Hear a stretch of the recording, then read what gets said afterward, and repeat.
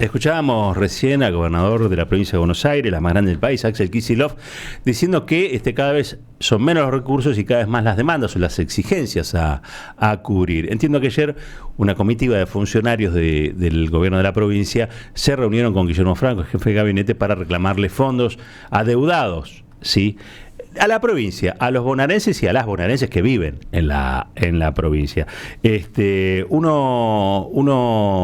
Uno de los integrantes de la comitiva estuvo allí, Javier Alonso. Vamos a charlar con él, es el ministro de Seguridad de la provincia, a ver qué les dijo Franco. Javier, muy buen día. Aquí Roberto Caballero, desde la 530, saluda.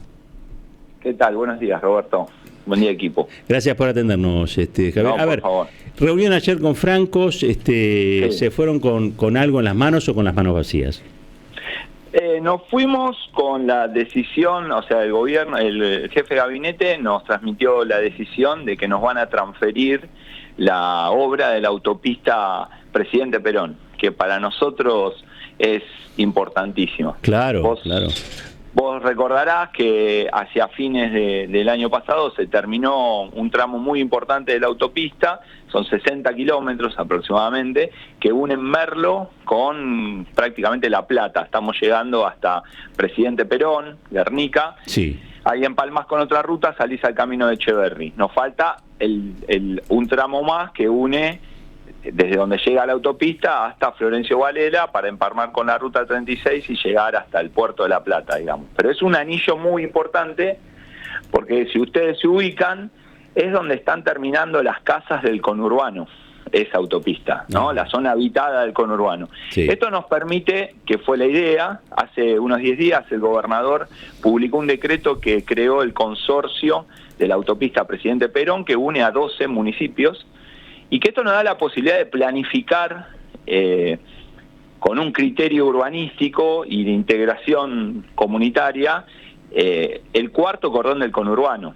Y la verdad que lo que estaba pasando es que esa obra quedó paralizada, quedó abandonada, y hoy se transformó en una autopista más vinculada al delito y al crimen que a otra cosa, porque al no haber iluminación, no haber cámaras, claro, no hay lectores de patente, aparecen bajadas hechas con tosca que las hizo alguien que no sabemos quién es, que se mete en el medio del campo. Entonces nosotros tenemos que poder tener control sobre esa autopista. Esto se lo pedí yo a la ministra de Seguridad, Bullrich, a principios de febrero. La ministra, la verdad, que trabajó dentro del Gabinete Nacional para que esto ocurriera, y ayer tuvimos la reunión con Franco, con ella, con Cato Podis, donde quedó conformada una mesa de trabajo para encontrar el instrumento legal que concrete el traspaso de la autopista. Bien. Esto es muy importante para nosotros. ¿Es un traspaso con fondos o es el traspaso de la obra? No, es el traspaso de la obra.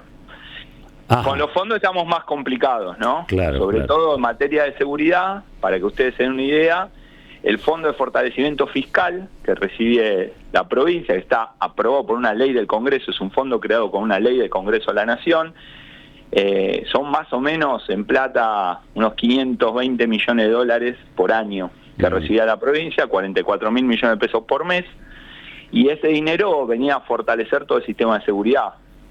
No solo los salarios de los policías, sino transferencias a los municipios para que equipen con cámaras, con las cámaras que custodian los entornos de las escuelas, los centros comerciales, los centros de monitoreo, la compra de vehículos, la compra de chaleco antibalas. Todo ese dinero que servía para financiar todo ese sistema, nosotros lo dejamos de recibir. Entonces, como decías vos, crecen las demandas y se achican los recursos, ¿no? Uh-huh.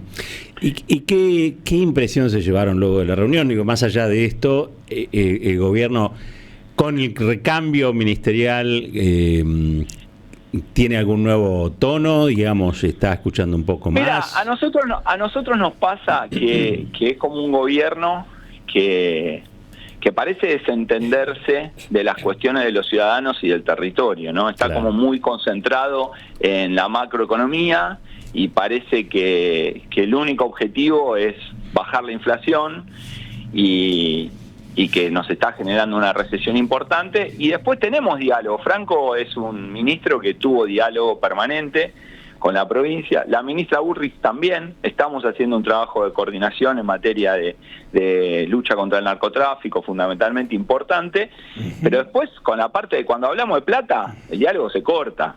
Claro. Y ahí con el sector de economía y todo eso aparecen todas estas dinámicas que son de una manifestación de la crueldad importante, ¿no? Claro. Estas cuestiones que vemos de que la gente si se tiene que morir de hambre, bueno, ¿qué tiene que ver el Estado? ¿No? Ese tipo de declaraciones que son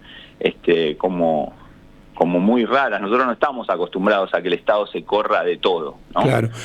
Javier, ¿qué tal? Marco Cittadini te saluda, ¿cómo estás? Hace un ratito compartíamos un audio del gobernador Axel Kicillof hablando de cómo se siente la recesión, y eso, por supuesto, en territorio bonaerense se nota más o primero que en muchos otros lados, pero te pregunto también por las situaciones de seguridad en ese sentido. Digo, ha crecido, ustedes están viendo que los indicadores sociales también van siendo acompañados por incrementos en los delitos vinculados a las situaciones recesivas o de pobreza, o todavía es muy pronto para ver indicadores en ese sentido. La relación entre la crisis económica y la inseguridad o la delincuencia es compleja, no hay una relación estrecha y directa.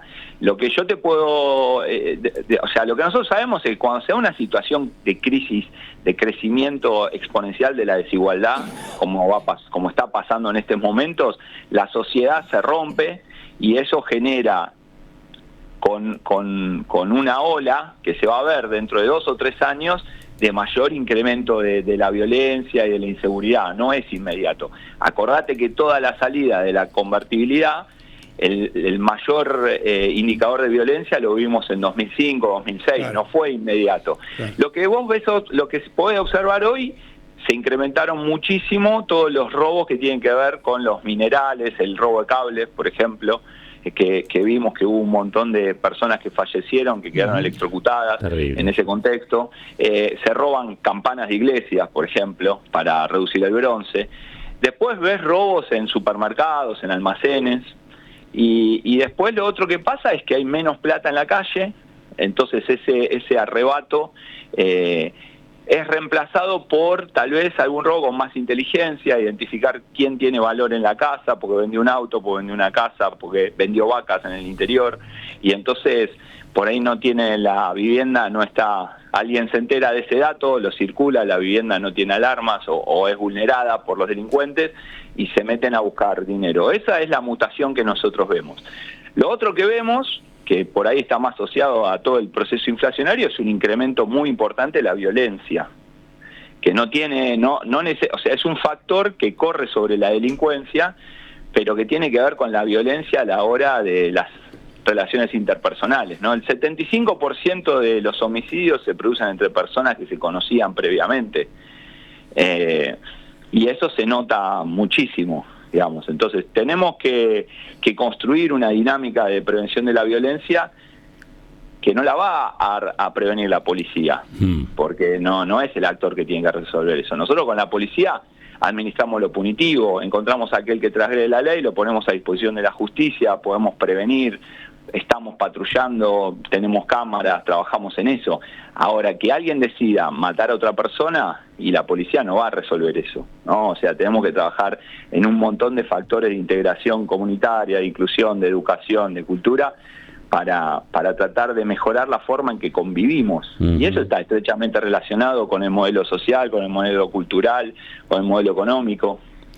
Javier, vimos escenas en otra provincia, en este caso la provincia de Misiones, donde había policías reclamando salarios, digamos, una actitud que siempre es muy... casi uno siempre los ve en otra situación, ¿no? Quizá enfrentando o poniendo la mano más represiva, digamos, ¿no? Sobre la protesta social. Claro. Y sin embargo en ese caso estaban reclamando como trabajadores, ¿no? En provincia de Buenos Aires entiendo que esta semana hubo un incremento salarial, ¿puede ser?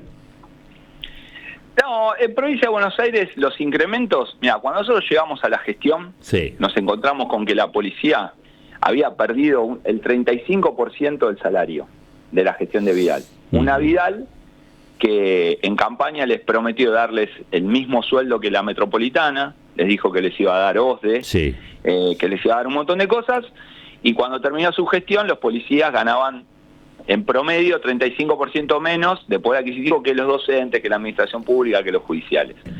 Eso explotó con la protesta que tuvimos en octubre de 2020, donde de los 100.000 efectivos, unos 3.000 más o menos, estuvieron generando protestas. A partir de ahí se construye el fondo de fortalecimiento, que Milei no nos está pagando, que nos debe, que está creado por una ley, como te dije, Sí.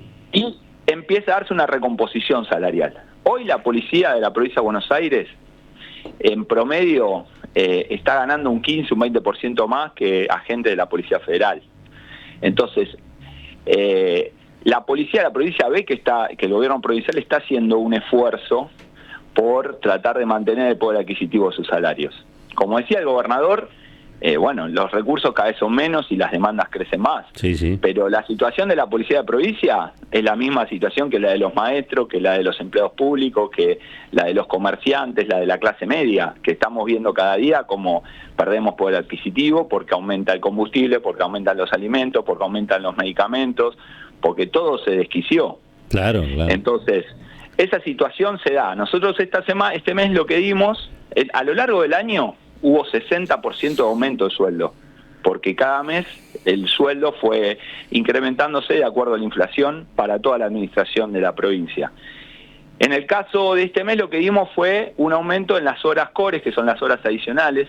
Desde que nosotros llegamos las aumentamos 31 veces, desde lo que valían a lo que valen hoy, el valor de la hora extra adicional. Después tenés la policía que, como cualquier laburante, cuando no le alcanza la guita empieza a buscar otros trabajos. Claro. Entonces esa también es una realidad que nosotros tenemos y que tratamos todo el tiempo de ir acompañando.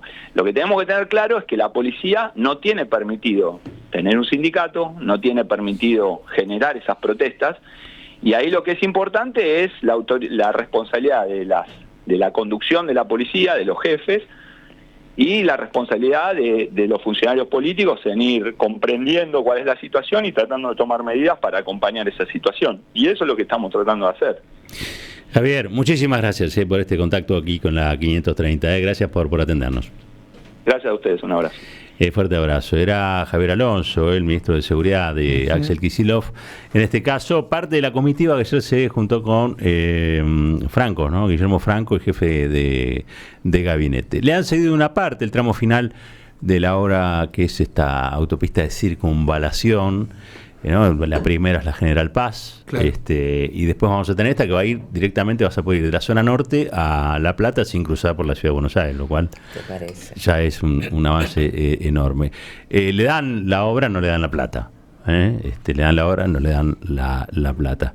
Y otras deudas que tiene, ¿no? Nación con Provincia de Buenos Aires, que obviamente complican la gestión. Igual están haciendo un gran esfuerzo.